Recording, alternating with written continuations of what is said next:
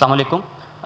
علامہ صاحب سے یہ سوال ہے کہ ہمیں تقلید کے بارے میں جو ہے وہ ڈیٹیل سے بتائیں، تاکہ اور اس کا جو ہے انحصار، اس کے پیرامیٹرز اور اس کے جو ہے ہماری زندگی پہ کیا عوامل اثر انداز ہو سکیں، اور ہمارے مسلک کی جو ہے اہل سنت و جماعت کی اس کی روشنی میں۔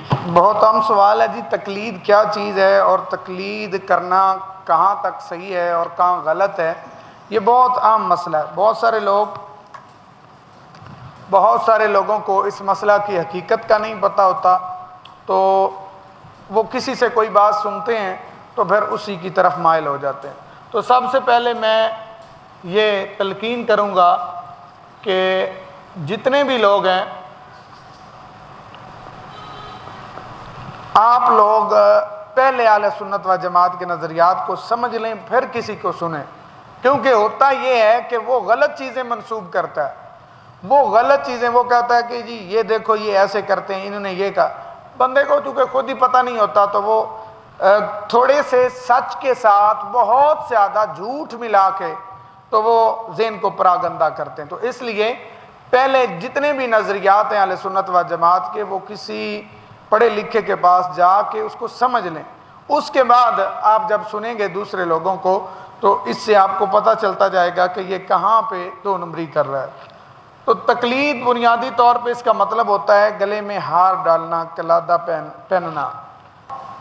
عرف میں جو تقلید عرفی ہے، اس کا مطلب یہ ہے کہ کسی صاحب علم کی بات بغیر دلیل پوچھے اس کی مان لینا، یعنی کسی مجتہد کی بات کو بغیر دلیل طلب کیے ہوئے کوئی بندہ تسلیم کر لیتا ہے، تو یہ کیا ہے؟ تقلید ہے۔ اب تقلید قرآن کریم میں دو طرح کی آئی ہے، ایک اچھی ہے ایک بری ہے۔ بری تقلید یہ ہے کہ جس طرح کفار سے کہا جاتا کہ آپ کلمہ کیوں نہیں پڑھتے، اللہ کو ایک کیوں نہیں مانتے، تو وہ کہتے کہ ہم نے اپنے بڑوں کو ایسے پایا۔ اس کی دلیل کیا ہے؟ تو دلیل نہیں ہوتی تھی ان کے پاس، اور اللہ تعالیٰ نے قرآن کریم میں ارشاد فرمایا ان یتبعون الا الظن، کہ وہ صرف ظن کی پیروی کرتے تھے۔ کہیں فرمایا وما لهم به من علم ان یتبعون الا الظن، کہ ان کے پاس کوئی پختہ اس پہ علم نہیں تھا، وہ بس ان کی صرف اندھی تقلید کرتے۔ تو اندھی تقلید گناہ ہے، قرآن نے کہا۔ آگے آ جائیں سورہ طور میں، سورہ الطور میں اللہ تعالیٰ نے فرمایا والذین آمنوا واتبعتهم ذریتهم بایمان الحقنا بهم ذریتهم، فرمایا کہ وہ لوگ جو ایمان لائے واتبعتهم ذریتهم، اور ان کی اولاد نے ان کی پیروی کی۔ یہاں پیروی، یہاں ایک اور بات بھی کلیئر کر لیں کہ کچھ لوگ کہتے ہیں کہ تقلید تو نبی کی جاتی ہے، تو یہ بھی غلطی ہے، کم علمی ہے۔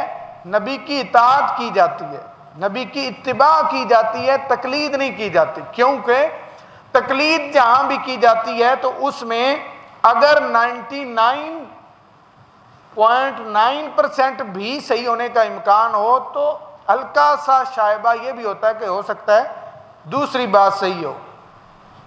تقلید میں اتنا سچ ہونے کے باوجود، یعنی اتنی چیز حقیقت کے قریب اور صحیح ہونے کا غالب گمان ہونے کے باوجود بھی ہلکا سا یہ شائبہ احتمال باقی رہتا ہے، جبکہ جب حضور علیہ الصلوۃ والسلام کی اطاعت ہے تو اس میں کوئی شبہ۔ تو اس لیے جو لوگ کہتے ہیں نا کہ نبی کی تقلید کرنی چاہیے، یہ ان کی علم کی کمی کی وجہ سے۔ اچھا، ایک اور بات یہ ہے کہ اگر کسی کو وہ اس طرح کی بات کرے تو ہم بتا دیں نا کہ بھائی آپ کے علم کی کمی ہے، تو وہ غصہ کرتے ہیں کہ آپ بیوقوف سمجھ، حالانکہ بھائی علم کی نہیں کمی تو آپ ہمیں ثابت کر دیں۔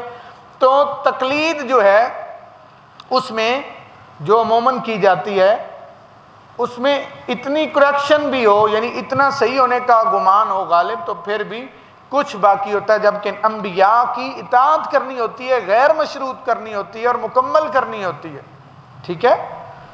تو اس لیے نبی کی جو ہے وہ تقلید نہیں ہوتی، یہ بات سمجھ، نبی کی تقلید نہیں، کیا ہوتا ہے؟ بلکہ اطاعت ہوتا ہے، اطاعت ہوتی ہے، اتباع ہوتی ہے، فرما برداری ہوتی ہے۔ تو انہوں نے جو فرمایا وہ دین ہی سمجھا جاتا ہے۔ اب رہ گئی بات کہ تقلید کن مسائل میں ہے۔ یہ نہیں ہے کہ دین کے بنیادی مسائل میں تقلید کی جاتی ہے، سمجھ لیں اکثر ہمارے بچے جو ہیں انہیں پتہ ہی نہیں ہوتا کہ ہمارا اپنا موقف کیا ہے، وہ غیروں سے سنتے ہیں۔ وہ کسی نے کہا تم نے، غیروں سے سنا تم نے، کچھ ہم سے کہا ہوتا، کچھ ہم سے سنا ہوتا۔ پہلے ادھر دیکھ لیں کہ ہم جو موجود ہیں ہمارا موقف اپنا کیا ہے، اس کے بعد وہ چیک کریں۔ وہ کہتے ہیں نا کہ ہر کسی کو سننا چاہیے، ہر کسی کو سننے سے پہلے بھی ایک حد تک علم اپنے پاس ہونا چاہیے، ورنہ وہی ہوگا کہ جین آیا گلی مودے نالی چلی۔ تو انبیاء کرام کی تقلید نہیں ہے، یہ کبھی بھی نہیں کہنا، اطاعت ہوتی ہے، اتباع ہوتی ہے۔ اس کے بعد تقلید کن مسائل میں ہے، یہ میں بات کر رہا تھا۔ تقلید مسائل جن میں ہے وہ ایسے نہیں ہے کہ دین کے بنیادی مسائل اور عقائد میں ہی تقلید کریں گے۔ اب اللہ کا ایک ہونا ہے، اللہ کے ایک ہونے میں ہم یہ نہیں کہیں گے کہ ہم اس لیے مانتے ہیں کہ فلاں جن کی ہم تقلید کر رہے ہیں انہوں نے کہا، نہیں، تقلید صرف ان مسائل میں کی جائے گی جہاں تقلید نہیں ہوگی۔ ایسے مسائل جو بالکل شریعت میں کلیئر کٹ ہیں اور ان کے بارے میں نص قطعی آئی ہوئی ہے، ان کے بارے میں کوئی تقلید نہیں ہوگی۔ اب رہ گئی بات کہ تقلید کن مسائل میں ہوگی۔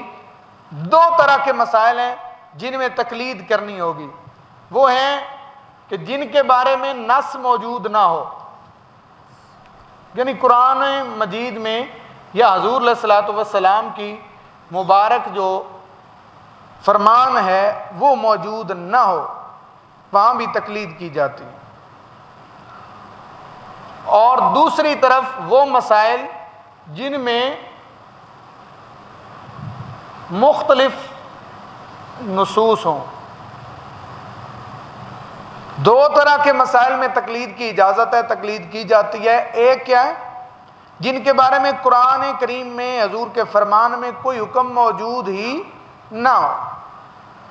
دوسرا وہ مسائل کے جن میں مختلف نصوص ہوں، یعنی قرآن کریم کی آیات ہیں، احادیث ہیں، ایک طرف کرنے کا بیان ہے، ایک طرف نہ کرنے کا بیان ہے۔ جس طرح کے سادہ مثال مسئلہ رفع الیدین ہے، اس میں بہت ساری چیزیں ملتی ہیں، بہت ساری حدیثیں ملتی ہیں، تو اب ہم نے کس کو لینا ہے؟ تو یہ تقلید کا مسئلہ ہے۔ سمجھ آ گئی آپ کو کہ تقلید جو ہے وہ کرنے کے لیے یا تو اس میں نص موجود نہ ہو، قرآن و سنت میں کوئی پیغام اس کا نہ ہو، یا مختلف ہوں، تو ہم نے کون سا لینا ہے؟ تو اس کے لیے سلیکشن کیسے کرنی ہے یہ۔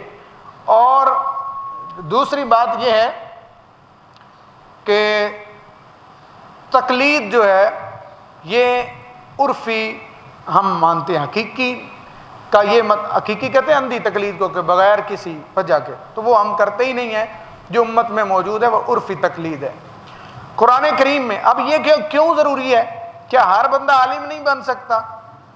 قرآن اور سنت سب کے لیے، تو ہر بندہ خود نہیں لے سکتا، تو یہ قرآن کریم نے مسئلہ حل کیا۔ سورہ توبہ کی آیت نمبر 122 ہے، سورہ توبہ کی آیت نمبر 122 میں اللہ تعالیٰ نے ارشاد فرمایا وَمَا كَانَ الْمُؤْمِنُونَ لِيَنْفِرُوا كَافَّةً، کہ یہ نہیں ہو سکتے کہ سارے مومن، سارے مسلمان ہی علم دین حاصل کرنے کے لیے نکل پڑے، سارے عالم نہیں بن سکتے۔ بہت سارے لوگوں کو دیکھا ہے کہ وہ اپنی کم علمی کی وجہ سے یہ کہہ رہے ہوتے ہیں کہ جی ہر مسلمان ہی عالم ہے، ہر نہیں عالم۔ ہاں، فرائض علوم تو ہر کسی کو آنے چاہیے، عقیدہ کیا رکھنا ہے، مین جو عقائد ہیں، اسی طرح نماز کا طریقہ آنا چاہیے، روزے کے مسائل آنا چاہیے، اور اسی طرح جو پاکی ناپاکی کے مسائل ہیں، یعنی حیض و نفاس بھی اس میں شامل ہے۔ اس کے علاوہ باقی علوم ہر مسلمان پہ فرض نہیں ہے، جس کا جو مدار ہے اس میں فرض ہے۔ تو اس لیے اللہ تعالیٰ نے ارشاد فرما دیا کہ سب مومن جو ہے وہ عالم بن ہی نہیں سکتے، تو ہر بڑی جماعت میں سے ایک چھوٹی جماعت نکلے یتفقہوا فی الدین، اس میں یہ فقہ کا لفظ آیا ہے، اس میں اللہ تعالیٰ نے ارشاد فرمایا ہے لیتفقہوا، یہ دین کی وہ سمجھ ہے کہ دین کی مراد کیا ہے، کیونکہ اکثر لوگوں کو دین کی مراد کی سمجھ نہیں آتی۔ اس طرح سورہ النساء کی آیت نمبر 59 میں اللہ تعالیٰ نے ارشاد فرمایا اطیعوا اللہ و اطیعوا الرسول و اولی الامر منکم، اطاعت کرو اللہ کی اور اس کے پیارے رسول صلی اللہ علیہ وسلم کی، و اولی الامر منکم، اور جو تم میں سے صاحب امر ہیں ان کی۔ تو اس کی تفسیر کیا ہے، وہ کون ہے؟ تو ہر معاملے میں جو اس کے ایکسپرٹ ہیں ان کی بات مانو، اور وہ خاص لوگوں کو آتی ہے۔ تو مجتہد کی تقلید کی جاتی ہے۔ تو ایک یہ ہے کہ ہر ایرے غیرے کی نہیں ہوتی، جو مسائل جن کا موجود نہ ہو نص یا مختلف نصوص ہوں، ان میں سے یہ نہیں ہے کہ کسی کی بھی بات مان لینی، تو اس میں وہ بندہ جس کو مجتہد کا درجہ ملا ہوا ہے، جو اجتہاد کر سکتا ہے، یعنی قرآن پہ بھی مکمل عبور ہے، اسے احادیث بھی ساری یاد ہیں، دیگر رسول پڑھا ہے، اپنے زمانے سے لے کے حضور علیہ الصلوۃ والسلام کے زمانے تک سارا وہ جانتا ہے عرف کو، تو اس کی جو بات ہے وہ لے لینا، یہ نبی علیہ الصلوۃ والسلام یا دین سے دوری کی وجہ سے نہیں ہے، بلکہ یہ ایک راہبر لیا جاتا ہے تاکہ ہم صحیح مراد پا لیں جو شریعت نے کہا۔ تقلید نبی علیہ الصلوۃ والسلام کے مقابلے میں نہیں ہے، کیونکہ بہت سارے لوگوں کو دیکھا گیا، غیر مقلدوں اور دیگر لوگوں نے امت کو بہت زیادہ پریشان کیا یہ کہہ کے کہ یہ لوگ اماموں کا کہنا مانتے ہیں، ہم نبی پاک کی بات مانتے ہیں، یعنی وہ کہہ رہے ہوتے ہیں کہ شاید یہ کوئی نبی کے مقابلے میں۔ تو یاد رکھیں کہ مقابلہ نہیں ہے، بلکہ یہ ایک استاد متعین کرنا تاکہ ہم حضور علیہ الصلوۃ والسلام کا صحیح طریقہ جو ہے اس کو پا لیں۔ السلام علیکم جی، میرا سوال یہ ہے کہ یہ جو تقلید ہے یہ کب سے شروع ہوئی ہے؟ صحابہ کرام سے شروع ہوئی ہے یا اس کے بعد شروع ہوئی ہے؟ یہ بات بھی کلیئر ہونا ضروری ہے کہ جو تقلید ہے یہ کب سے شروع ہے۔ تقلید کا آغاز دور نبوی میں ہی ہو چکا تھا، حضور علیہ الصلوۃ والسلام کے زمانے سے ہی ہو چکا تھا۔ جامع ترمذی میں بھی موجود ہے حدیث پاک، دیگر کتب بھی موجود ہے، اور اس کی سند پہ تھوڑا سا کلام ہے، لیکن علامہ خطیب بغدادی جو ہیں انہوں نے الفقی والمتفقہ میں اس کی ایک کامل سند متصل بیان کر دی ہے، اور امت کے محدثین نے اس کو قبول کیا ہے۔ حضور علیہ الصلوۃ والسلام نے اپنے مبارک صحابی حضرت معاذ بن جبل کو یمن کا قاضی بنا کے بھیجا۔ جب جانے لگے تو حضور علیہ الصلوۃ والسلام نے ان سے سوال کیا، ایک تو انہیں الوداع کرنے آئے، اور آقا علیہ الصلوۃ والسلام نے سوال کیا کہ آپ فیصلہ کیسے کریں گے وہاں؟ تو انہوں نے کہا اقضی بکتاب اللہ،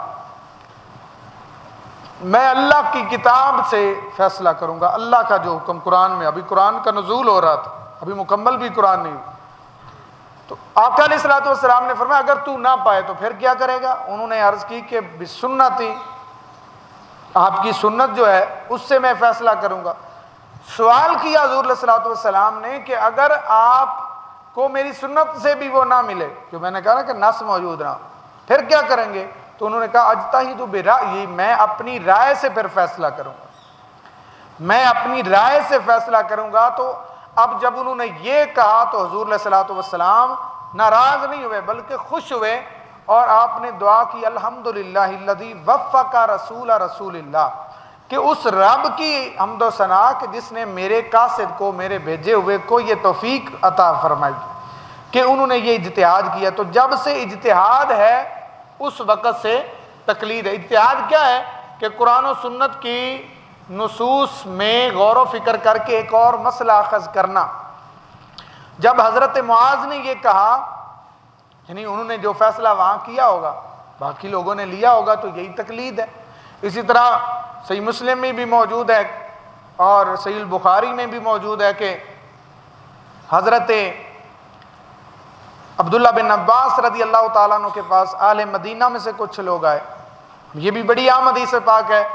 حضرت زید سے وہ مسئلہ پوچھتے تھے اہل مدینہ، اب حضرت عبداللہ بن عباس جو حبر امت ہیں ان سے پوچھا مسئلہ کیا تھا کہ اگر کوئی عورت چلی جائے حج پہ اور وہاں ایک واجب ہے طواف پہ جو طواف کرنا ہے خانہ کعبہ کا، اور اس سے پہلے اسے ناپاکی لائق ہو گئی، وہ کیا کرے؟ تو حضرت عبداللہ بن عباس آپ نے اپنی رائے دی اجتہاد کیا, فرمایا کہ وہ چھوڑ کے واپس آ جائے, گھر آ سکتی ہے, سے رخصت ہے. اب اہل مدینہ نے کہا کہ ہم آپ کی بات نہیں مانیں گے, حالانکہ پوچھا بھی خود صحابی رسول سے پوچھا, ہم نہیں مانیں گے کیونکہ ہم نے حضرت زید کی بات ماننی ہے. وہ حضرت زید نے یہاں یہ مسئلہ بتایا ہے کہ وہ وہاں رک جائے عورت, اور جب پاک ہو جائے تو پھر وہ طواف وداع کر کے آئے. تو حضرت عبداللہ بن عباس نے غصہ نہیں کیا. یعنی اس کا مطلب یہ ہے کہ اب وہ رائے پہ ہی عمل کر رہے تھے نا, تو یہی تقلید ہے. جو علم والے تھے ان سے پوچھ رہے تھے, اور ایک کی انہوں نے لی بات تو انہوں نے کہا ہم آپ کی نہیں مانیں گے, ہم حضرت زید کی مانیں گے کیونکہ انہوں نے ایسے فرمایا. تو یہ تقلید کا آغاز دور صحابہ میں موجود ہے کہ کسی کی بات کو وہاں سے دین سیکھ لینا. یعنی یہ حوالہ ضروری نہیں کہ تو نے حضور علیہ الصلوۃ والسلام کو کہاں ایسے کرتا دیکھا ہے. میں نے کہا تھا تقلید کا معنی ہے کہ بغیر اس سے دلیل طلب کیے ہوئے. آپ صحیح البخاری میں جائیں تو حضرت عبداللہ بن مسعود رضی اللہ تعالیٰ عنہ کی فضائل کا بیان موجود ہے, اور اس میں غالباً 3762 نمبر حدیث پاک ہے. ویڈیو میں ہم ساتھ ڈسپلے کرتے جاتے ہیں. تو اس میں کچھ لوگ آئے دین سیکھنے کے لیے, تو حضرت حذیفہ بن یمان رضی اللہ تعالیٰ عنہ ان کے پاس آئے, اور حضرت حذیفہ بن یمان کا اب ان کے پاس وہ لوگ آئے تو انہوں نے کہا کہ آپ ہمیں بتائیں کہ کون سی ہستی ہے جو حضور علیہ الصلوۃ والسلام کی زیادہ قریب ہے ہدایت میں اور آپ کے اخلاق میں, ہم اس سے حتیٰ ناخذ عنہ, بخاری کے لفظ ہیں, تاکہ ہم ان سے دین لیں.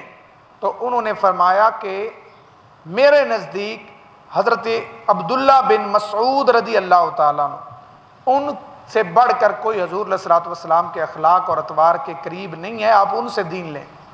اب دیکھیں یہ چیز جو وہ مخصوص کر رہے ہیں کہ کون بندہ کمپیٹنٹ ہے تو اس سے ہم دین لیں, یہ بھی ایک تقلید کی قسم ہے. تقلید عرفی جاری رہی, صحابہ کرام پوچھتے رہے, پھر تابعین کے دور میں فقہائے سبع ان سے لوگ پوچھتے تھے ایسے مسائل, اور پھر تبع تابعین کا دور ہے. صحابی کہتے ہیں جن کی حضور علیہ الصلوۃ والسلام سے ملاقات ثابت ہے, تابعی کہتے ہیں جن کی صحابہ سے ملاقات ثابت ہے, اور تبع تابعین جن کی تابعین سے ملاقات ثابت ہے.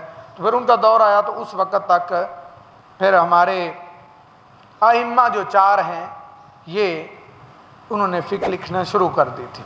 اس کے بعد پھر عام ہوگی فقہ.